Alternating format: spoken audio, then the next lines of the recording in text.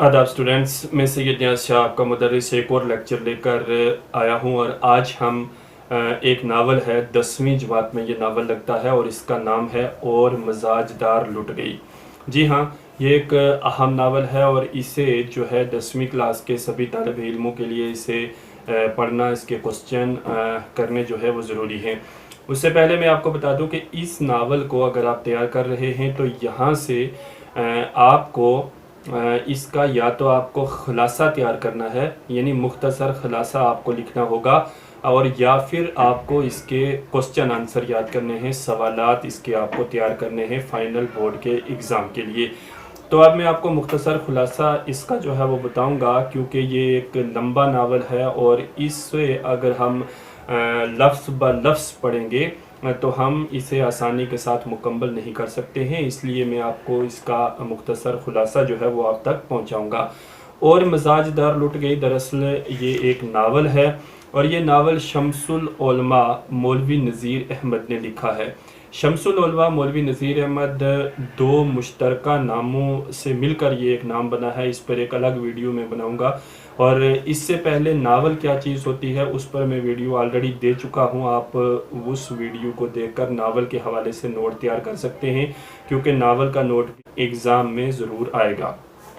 तो अब और मजाजदार लुट गई ये एक नावल है, इसके मुतल्लिक हम बात करें। और इस नावल में किरदार होते हैं, एक किरदार होता है हज्जन, एक किरदार होता है मजाजदार, और एक किरदार होता है मोहम्मद आकिल, और एक किरदार होता है जुल्फन। तो इस तरह से यहाँ पर तकरीबन 4 किरदार जो हैं वो इस नावल में पाए जाते हैं।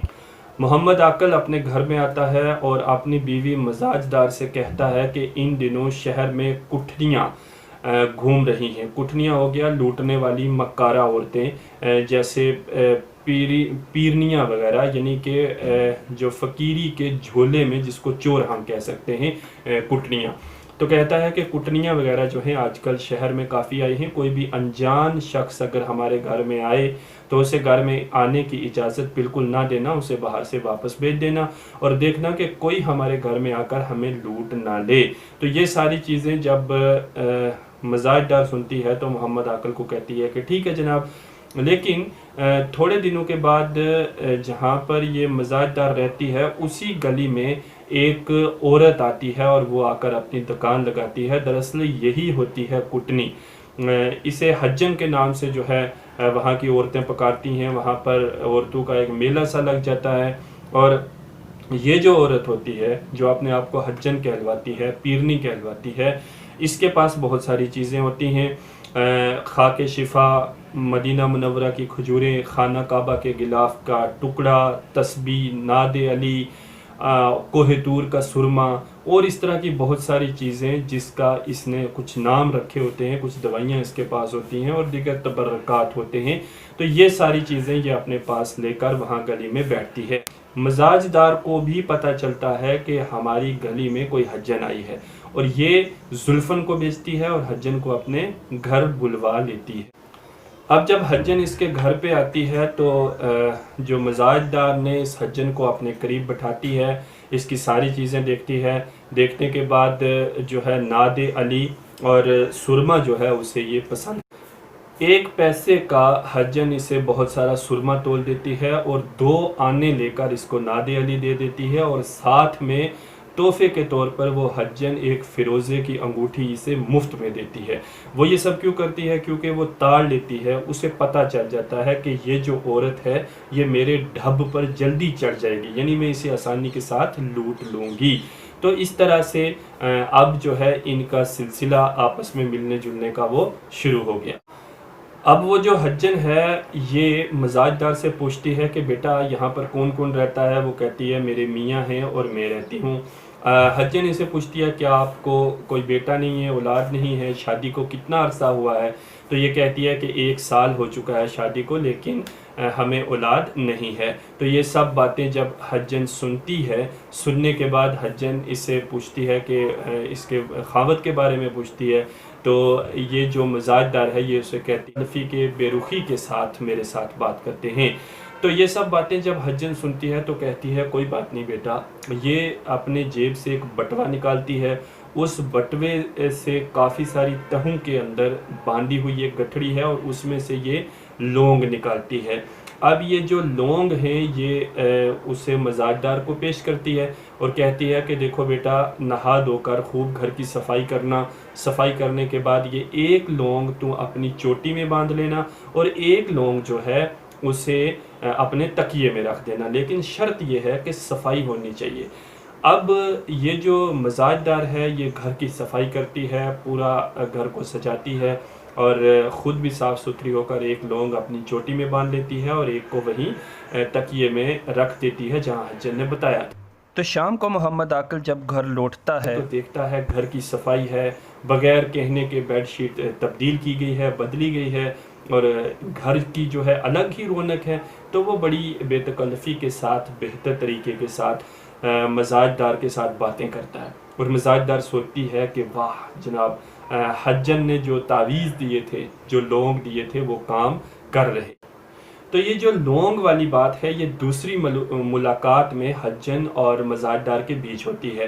حجن تیسری ملاقات کرنے کے لیے جب مزاج دار کے گھر آتی ہے تو ایک نتنی لے کر آتی ہے اور کہتی ہے کہ ایک ملکہ ہے وہ اپنے اسباب بیچ رہی ہے اور یہ اس کے اصلی ناک جو ہے یہ نتنی ہے۔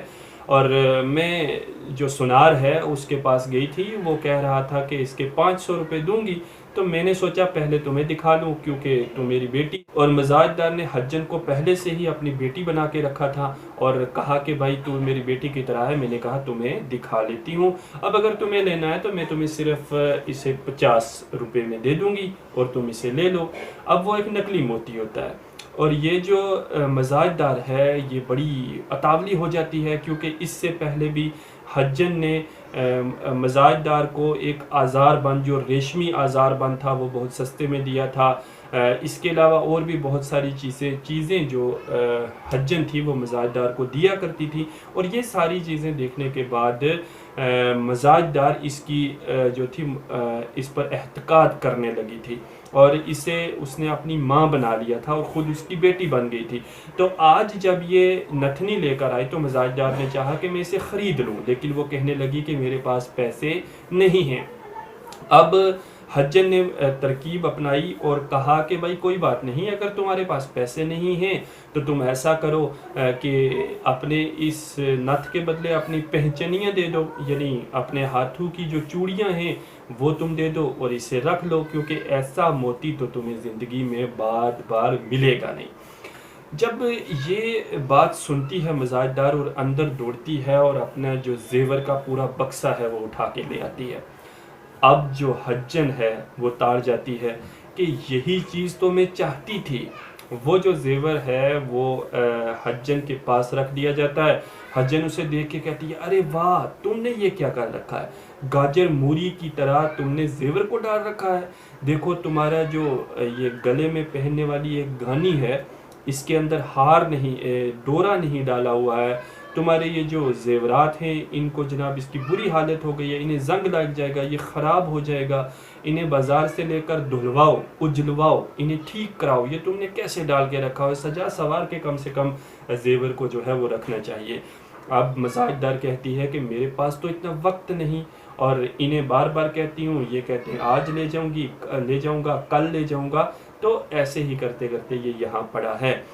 اب حجن بڑے اطمینان کے ساتھ اسے کہتی ہے کہ کوئی مسئلہ نہیں، اگر تمہارے پاس وقت نہیں ہے کہ تو تم میری بیٹی ہو، میں تمہاری ماں ہوں، چلو میں آپ کے یہ جتنے بھی زیور ہیں انہیں ٹھیک کروا دیتی ہوں، اور تم ایسا کرو کہ زلفن کو میرے ساتھ بھیج دو اور ہم دونوں انہیں ٹھیک کروا کے لے آئیں گے۔ اب مزاج دار جو ہوتی ہے وہ تھوڑی بیوقوف ہوتی ہے، وہ کہتی ہے کہ ٹھیک ہے آپ لے جاؤ اور یہ زیورات ٹھیک کرا کے لے آؤ۔ اب یہ جاتے ہیں، پوری گٹھڑی زیورات کی باندھتی ہے، حجن اپنے ساتھ لے کر تھوڑی دور تک جاتی ہے، وہاں جا کر زلفن کو کہتی ہے کہ تم واپس گھر جاؤ، وہاں پر جو ناتھ کی نتنی ہے وہ میں نے وہاں ایک پائیدان کے اوپر رکھی ہے۔ پائیدان ہوتا ہے جس میں پان کھاتے ہیں، پان رکھنے والی ڈبیا، تو وہاں پہ رکھا، اسے اٹھا کے لے آؤ۔ اب زلفن جب واپس گھر آتی ہے تو زلفن جب مزاج دار کے سامنے ہوتی ہے تو مزاج دار کا ماتھا جو ہوتا ہے نا وہ گھوم جاتا ہے، ٹھنک جاتا ہے، وہ کہتی ہے کہ ارے تم کہاں آ گئی، میں نے تمہیں حجن کے ساتھ بھیجا تھا۔ اس نے کہا بڑی بی وہاں چوراہے میں بیٹھی ہے اور وہ کہہ رہی تھی کہ تم جاؤ اور یہ جو ناک کی نتنی ہے وہاں میں نے کہیں رکھی ہے، اس کا ایک کیل ہے اور اسے اٹھا کے لے آؤ۔ وہ کہتی ہے ارے بے وقوف، کب تم نے دیکھا کہ میرے ناک میں کوئی نتنی تھی اور اس ناک کی نتنی کی کیل کے لیے تو وہاں سے لوٹ کے واپس آ گئی؟ جلدی جا دیکھ کہ حجن کہاں چلی گئی، اس کے پاس میرا پورا زیور ہے۔ یہ بات جو ہی سنتی ہے اور وہ بھاگتی ہوئی وہاں جاتی ہے تو حجن وہاں سے غائب ہوتی ہے۔ اب جو مزاج دار ہے وہ اپنا ماتھا پیٹتی ہے، روتی ہے، لوگوں کو بلاتی ہے، بہت سارے لوگ جمع ہوتے ہیں، وہ اسے لے کر جو ہے دور تک جاتے ہیں۔ حجن نے بتایا تھا کہ موم گھروں کے چھتوں میں میرا گھر ہے، وہاں پر میری بھانجی ہے، میں اس کے علاج کے لیے آئی ہوں۔ وہاں تک لوگ جاتے ہیں، وہاں جا کر پتہ چلتا ہے کہ کوئی کرائے پر آئی ہوئی ایک بوڑھی تھی، کچھ عرصہ یہاں رہی اور 2-3 دن سے غائب ہے، کوئی پتہ نہیں کہاں چلی گئی، اس کا کوئی پتہ نہیں ہے۔ تو اس طرح سے یہ ناول اپنے اختتام کو پہنچتا ہے۔ تو یہاں سے ہمیں سبق یہ ملتا ہے کہ بغیر جان پہچان کے ہمیں کسی کی باتوں میں نہیں آنا چاہیے، اور جب بھی ہمارے گھر میں کوئی آئے تو بڑا سوچ سمجھ کر اسے گھر میں انٹر ہونے کی اجازت دینی چاہیے۔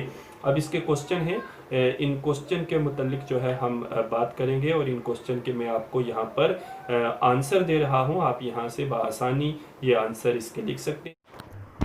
تو اب کوسچنز کی بات کرتے ہیں۔ پہلا سوال ہے کہ لوگوں کو دھوکہ دینے کے لیے حجن کون سی چیزیں اپنے پاس رکھتی تھی؟ تو اس کا جواب ہے کہ لوگوں کو دھوکہ دینے کے لیے اور بے وقوف عورتوں کو پھنسانے کے واسطے حجن نے طرح طرح کے تبرکات اور 100 قسم کی چیزیں اپنے پاس رکھی تھی۔ تسبیح، خاک شفا، زمزمیہ، مدینہ منورہ کی کھجوریں، کوہ طور کا سرما، خانہ کعبہ کے غلاف کا ٹکڑا، عقیق البحر اور مونگے کے دانے، ناد علی، پنسورے اور بہت سی دوائیاں وہ اپنے پاس رکھتی تھی۔ تو یہ پہلے سوال کا جواب ہوا۔ دوسرا سوال ہے کہ حجن نے مزاجدار سے قیمت لیے بغیر اس کو فیروزے کی انگوٹھی کیوں دی؟ تو اس کا جواب ہے وہ اس کے سامنے اپنے آپ کو ایک فراخ دل اور محبت کرنے والی عورت ظاہر کرنا چاہتی تھی اور مزاجدار کا اعتماد حاصل کرنا چاہتی تھی تاکہ وہ بعد میں اسے آسانی سے ٹھگ سکے اور لوٹ سکے۔ اگلا کوسچن ہے کہ مزاجدار بہو کو بے وقوف بنانے کے لیے حجن نے کیا کیا؟ تو اس کا جواب ہے حجن ایک ریشمی آزار بند مزاجدار کو دکھانے کے لیے آئی اور صرف 4 آنے میں ہی مزاجدار کے حوالے کر دیا اور کہا کہ یہ بیگم کے ہیں جو اب غریب ہو گئی ہے اور اپنا سامان بیچ بیچ کر گزارا کرتی ہے۔ مزاجدار اتنا سستا آزار بند لے کر خوش ہو گئی اور حجن کو کہا کہ آئندہ بھی اس کی چیزیں مجھے دکھا دیا کرو۔ حجن نے کہا کہ ٹھیک ہے۔ اس کے بعد اس نے اپنے پٹوے میں سے 2 لونگیں نکالیں اور مزاجدار کو دیتے ہوئے کہا کہ ان میں سے ایک اپنی چوٹی میں باندھ لو اور دوسرا اپنے خامد کے تکیے میں رکھ دو اور مجھے اپنے قد کے برابر ایک کلاوہ کاٹ کر دو، میں تم کو ایک تعویذ بنا کر دوں گی۔ اگلے دن مزاجدار نے زلفن کو بیچ کر حجن کو گھر بلایا اور اسے اپنی ماں بنایا اور خود کو اس کی بیٹی مان لیا۔ اس طرح سے حجن نے مزاجدار کو بے وقوف بنایا۔ تو اگلا سوال ہے کہ محمد عاقل حجن کی چال کیوں نہیں سمجھ سکا؟ تو اس کا سیدھا سا جواب ہے کہ محمد عاقل لالچ میں آ گیا تھا، اس لیے وہ حجن کی چال نہیں سمجھ سکا۔ اگر وہ لالچ میں نہ آتا تو وہ مزاجدار کو کہتا کہ اس عورت کو اپنے گھر میں نہ آنے دینا، کیونکہ اتنی سستی چیزیں بغیر مقصد کے کسی کو کوئی نہیں دیتا۔ تو اس کا آپ نے جو میری آڈیو ہے یہی جواب اس کا لکھنا ہے۔ تو سٹوڈنٹس یہ ہے آخری 5واں سوال کہ حجن مزاجدار کے زیورات لوٹنے میں کس طرح کامیاب ہو گئی؟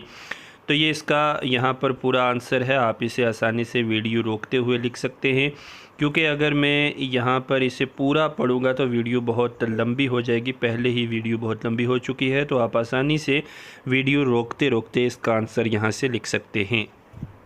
تو یہ سوالات تھے جن کے میں نے آپ کو جوابات بتائے، لیکن اگر آپ چاہیں تو اس کا خلاصہ بھی تیار کر سکتے ہیں جو میں نے آپ کو ویڈیو میں بتایا، اور اگر آپ چاہیں تو سوالات کے جواب دے سکتے ہیں، لیکن دھیان رہے کہ خلاصہ لکھنے سے پہلے آپ کو لکھنا ہوگا کہ اور مزاجدار لٹ گئی ایک ناول ہے جسے شمس العلماء مولوی نذیر احمد نے لکھا ہے اور اس کا خلاصہ درج ذیل ہے۔